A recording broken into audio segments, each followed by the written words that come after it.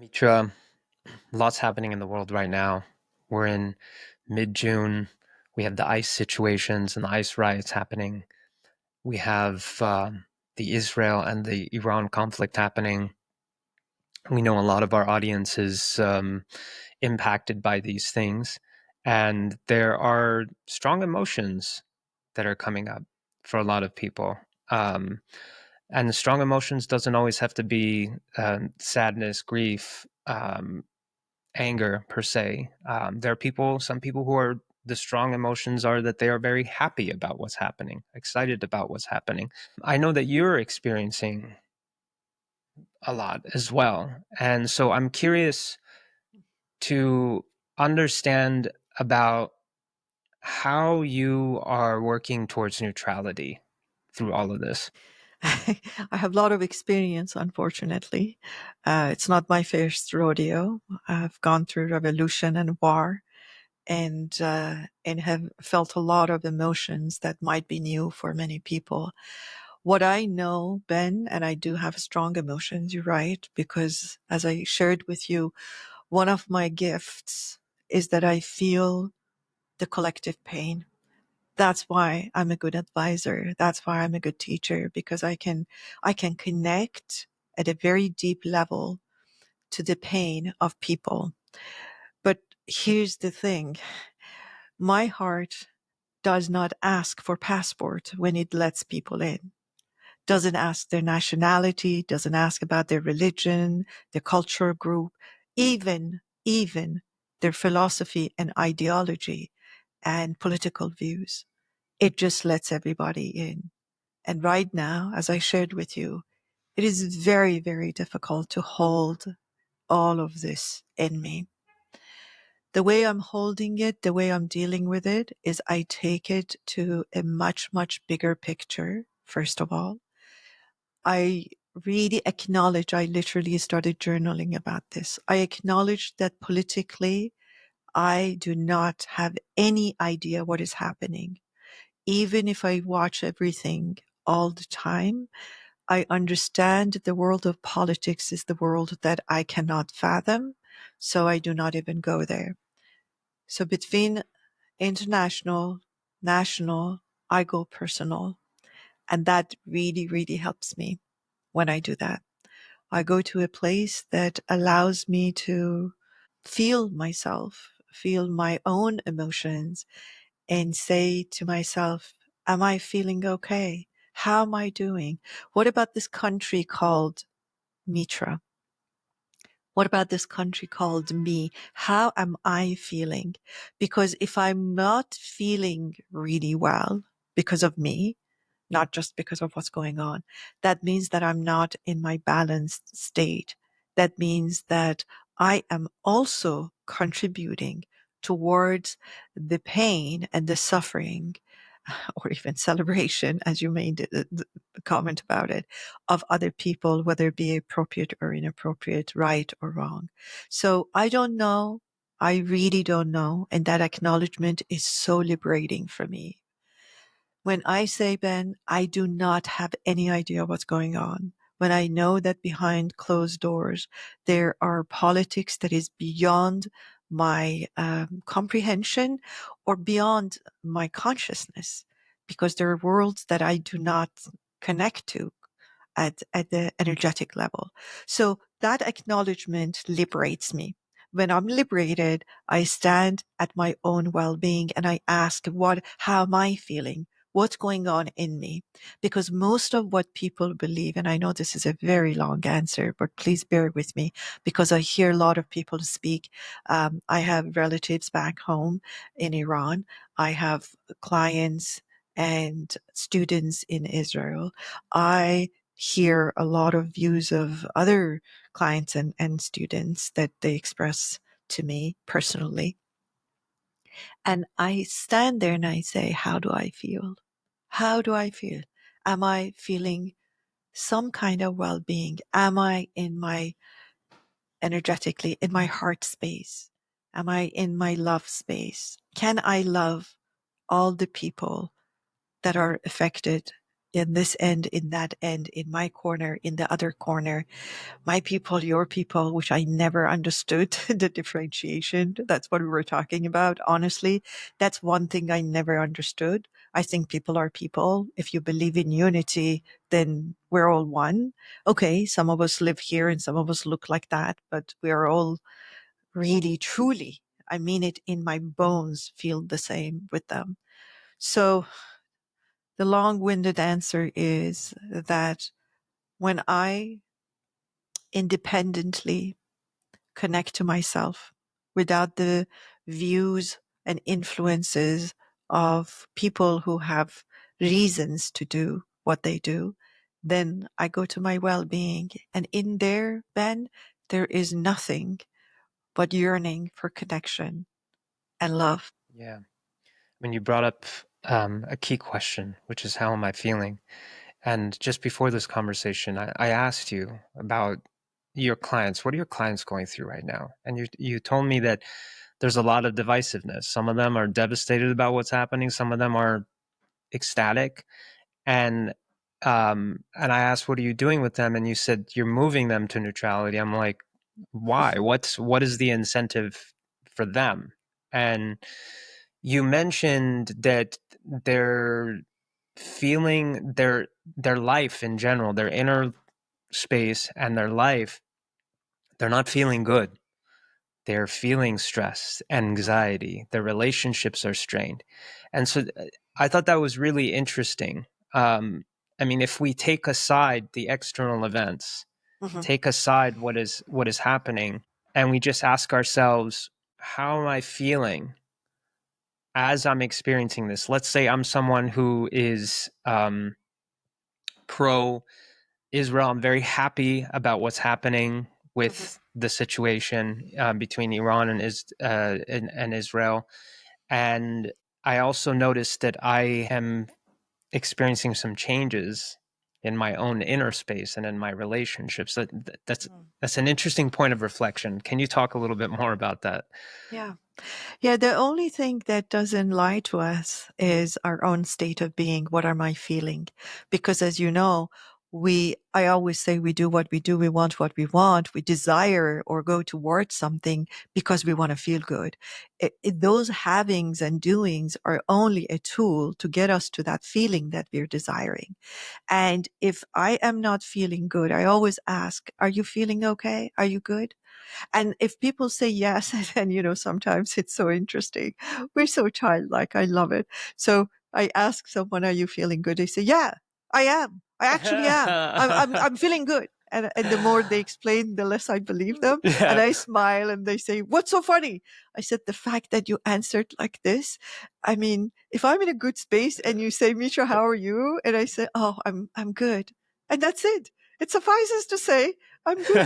But when I defend it and I want to justify it to you and I over explain it, that Oh means that God. there's a doubt somewhere. I don't need to like bring evidence to you. It's like, yeah. So that's the really truth checking with ourselves. How am I feeling about the views that I'm holding right now? Because I really am for independent thinking and feeling. I really am, because I don't know, everybody has their own laundry that they haven't washed yet. And I have mine. I don't need to add to mine. If I spend the rest of my life cleaning my own laundry, I'll be very, very busy.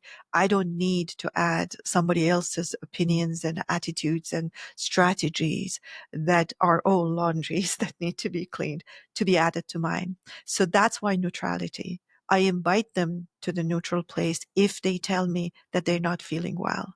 And if we're not feeling Yeah. well, that means something is out of balance. Yeah. And the question is, what is out of balance? It can't be. And of course, at times like this, I say, of course, look at going on in the world. No, I mean, the same way that I can feel really bad when everything is going really well, believe it or not, I can feel well when things are not going well. Because when I see the bigger picture, and I don't mean that out of venom, it's not like I'm happy that people are suffering. I'm really in a balanced place. Neutrality is the right word, because I am seeing the big picture of life. And you and I talked about that. The bigger picture is that no matter what's going on, these are all really signs and messages for us to balance ourselves, to adjust ourselves, whether it's our opinions and thoughts and beliefs, or it's our emotions, or it's our actions. I don't know, and maybe all three. But it is really alarm clock going on. When things like that happens, then it tells me something needs to be balanced. But I want to know, I have a lot to say about that, but I want to know how you're dealing with this, Ben. It's interesting. I'm still understanding. You know, on one end, I can move to a place of neutrality. On Mhm, one, some part of me can see that, I don't understand what anything is for. This is a common lesson that life has given me, is mhm, that something might happen in my life to me directly or to someone else, and I can be quick to judge that mhm, as bad or good or whatever. And then later on, I see, no, no, no, it's not at all what I thought it was.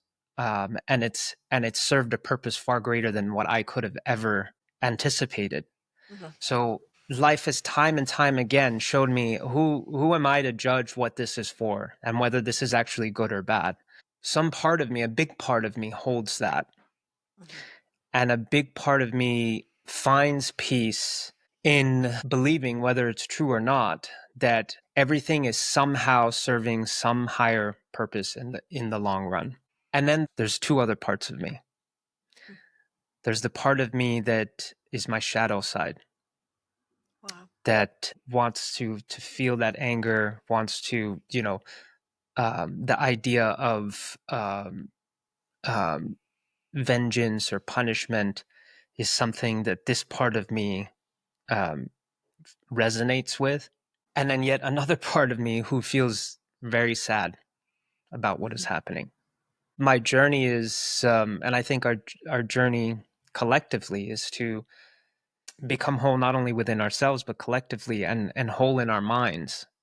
And my mind, my mind is by no means whole and unified yet. That's what I'm working towards. But I recognize that even that is somehow serving a purpose, going through that journey of experiencing the different emotions, not judging and labeling them, not judging and labeling that part of me, that shadow part of me, or that part of me that is feeling really sad about what's happening.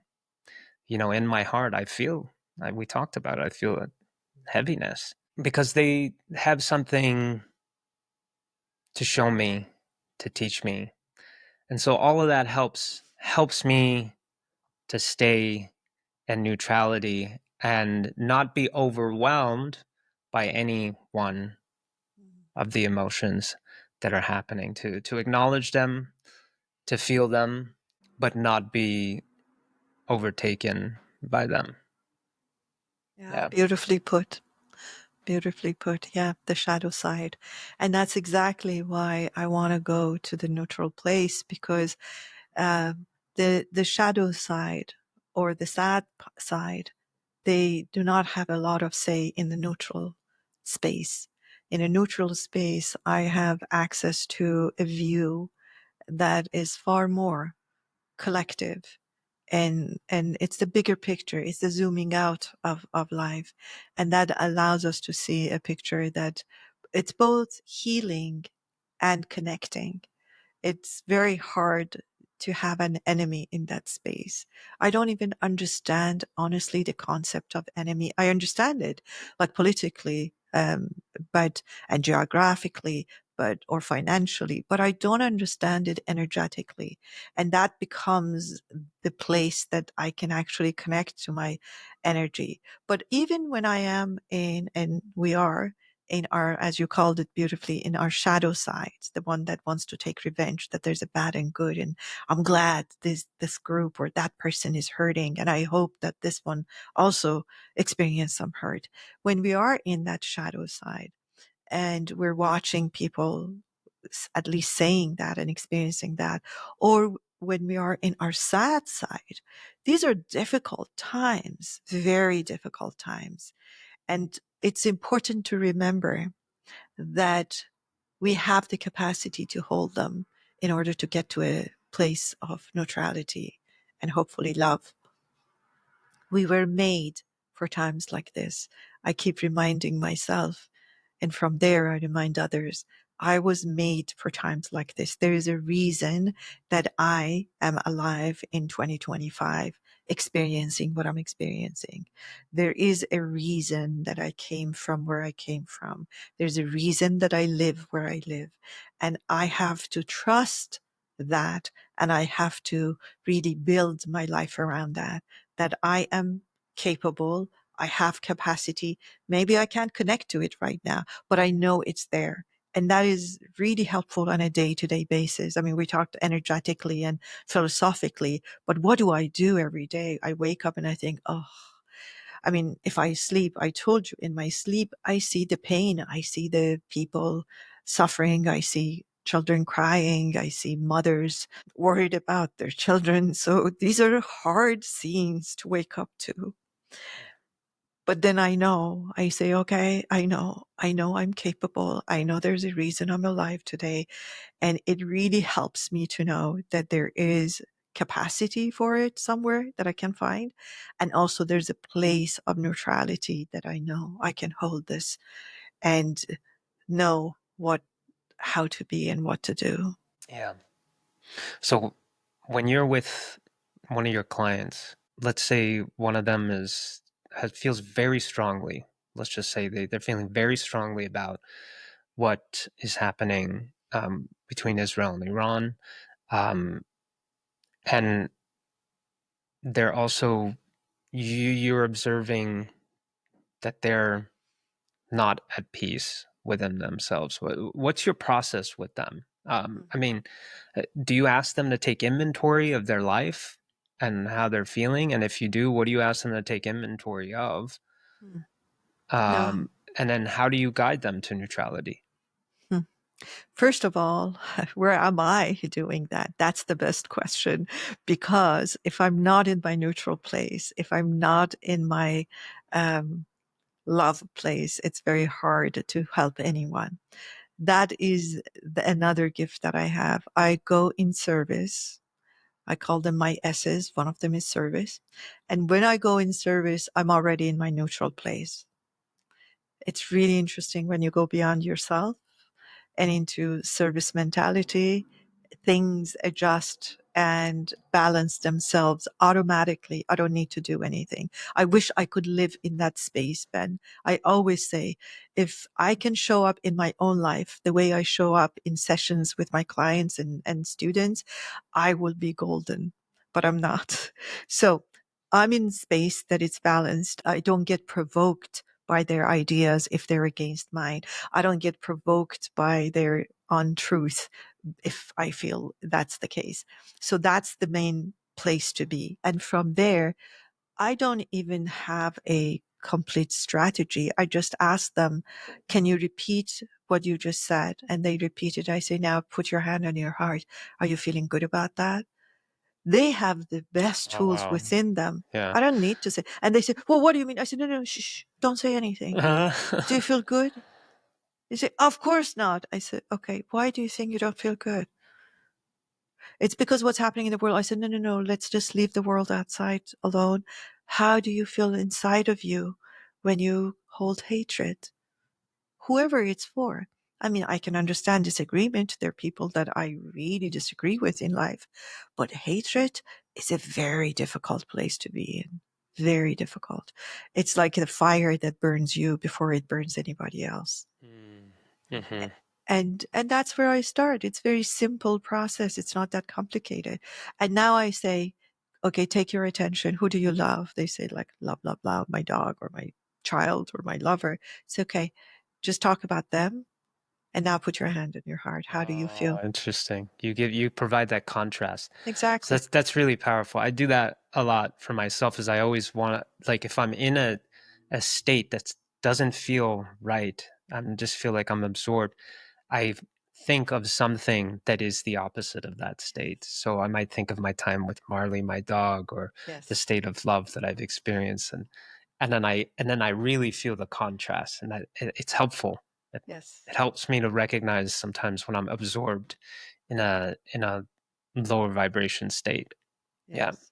Because we can normalize hatred, yeah, especially, again, we talked about this, especially in a group setting. You know, I always talk about teenagers that on their own, they're amazing. And then they come to a group and they become like vicious towards other ones, other teenagers. It's like we do that as adult too. Like the on my herd own. mentality. Yeah, exactly. It's herd mentality. Together, like all I need is to gather 5 people who believe in my hatred and we hate together. And then we all go there and then we become really hateful group, and then that's normal for me. So of course, and when people always, when I hear of course, I think, oh, let's question your of course, because of course just means that there's no other choice. I don't have any other way of being, which is not true. Which is not true. Honestly, I don't know. The child that I saw running, that I was trying to help in my nightmare, in my dream state, I don't know where they belonged to. I have no idea. If you asked me, I couldn't tell. I don't know where they were from. All I know is there is a child somewhere, unhappy, worried. Eh, that's enough for me. That's enough for me. I don't need to check their background. It doesn't matter. It's a child of the universe. It really doesn't matter. So when you get to that place, then it becomes really hard to stay in the state of hatred, which is, by the way, the reason we can do and say things that are like normally unbelievable. Any of these people who are doing a lot of harm to each other, you bring an animal, not even a human being, and say, cut their throat. They won't be able to do it. Mm-hmm. They won't be Yeah. able to do it. Yet we cause these harm on each other because we're in state of hatred. So I want to just say one thing in this podcast. I invite you, when the world is divided, when the world is going to a place of hatred and war, please know that you have an option to stay in your love state. You can still believe what you believe, but don't let your love and the energy of connection go. I see people suffering. I pray for them, but I don't need to hate them. Mm. Oh man, yeah. I don't need to hate them. Not only because it's not about right or wrong, but I don't need to hate them because that doesn't feel good to me. For me, yes. Hating them is actually creating pain in me. Exactly. And you can still hold on to your beliefs. I mean, I can still believe that this is the right party, this is the right action, this is the right group. That's fine. I can hold that as long as I hold that with the energy of love. Thinking, let's say I think like you're really misguided, or you think I'm really misguided. I'm so away from the truth. Well, pray for me to come to the truth. How about that? Pray for me to come to the truth. And it's also an invitation too. Like if we sometimes we can't help it to feel the feelings of anger and hate. Sometimes you just can't help it, right? And the mind, its natural tendency is to project out to that thing that's happening out there. But it's an invitation as well. Like Yes. if we're feeling that urge, it's an invitation for ourselves to see actually what is it within me that I'm holding Mhm. that is anger and hate. Is it, sometimes it might be that I'm holding that anger and hate towards myself and I'm projecting it out. And so it's an invitation to look within and to be curious about, okay, I feel that urge. If I rule out the fact that it is the situation outside, what else could it be? Well, am I holding anger towards myself? Am I Yes. holding it towards other people in my life? It can be an incredible opportunity of self discovery as well. Yeah, Amazing. yeah. Amazing. I'm taking this week off from all the news. I've asked my loved one, let me know if there's something I need to know. but I'm going off the grid completely from all the news. And it's only because I really want to center myself into a balanced place.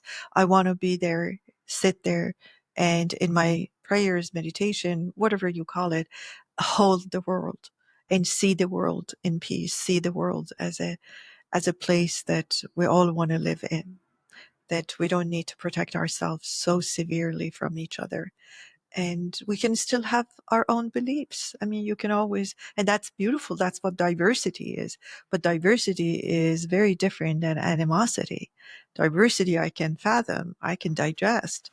Animosity is like my system just cannot accept that. And I don't know where to go with that. So, yeah, I'll see you next time. But until then, just know that I won't be on anything.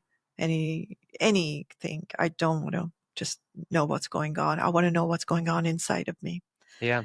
Yeah. Amen. Amen. Thank you, Mitra. Thank you.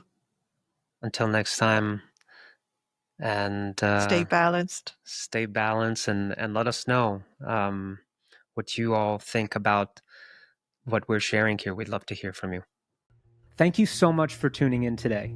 For a list of the links and other resources referenced in this episode, check out the podcast description. If you're benefiting from our podcast, we'd love if you could help us reach more people by subscribing. Your support means the world to us. From our hearts to yours, we thank you.